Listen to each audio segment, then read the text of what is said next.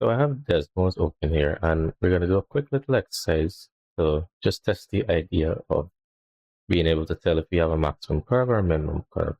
If you can recall, if you look at the coefficient of x squared as simply the number that's in front of x squared, in any quadratic curve, any quadratic expression, we know if we have a positive coefficient for x squared, then it's a smile, which we call a minimum curve because it dips down to a minimum value.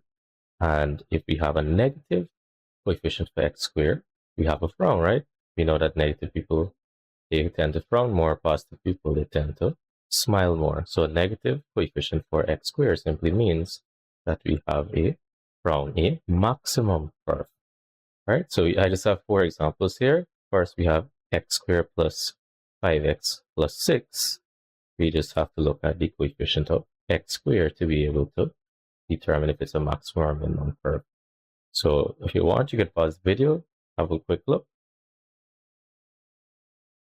Now I'll unhide the curve so you can see.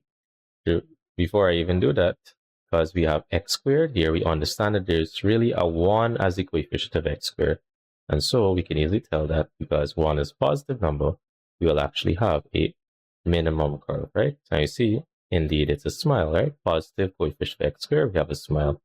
And it dips down to a minimum value right here. Next, we have negative 3x squared minus x plus 2. You could try that. All right, so we have the coefficient of x squared being negative 3, negative, negative people frown, so we should have a maximum curve as the answer, and that's what we have here. Going a bit faster here, negative 9x squared plus 3. Yes, if we have a negative coefficient, in this case negative 9 for x squared, we have a frown. Negative people tend to frown more often. You see it goes up to maximum value. And then here we have finally the 8x squared minus 5x. This again, it should be a positive, which means that we have a smile. All right,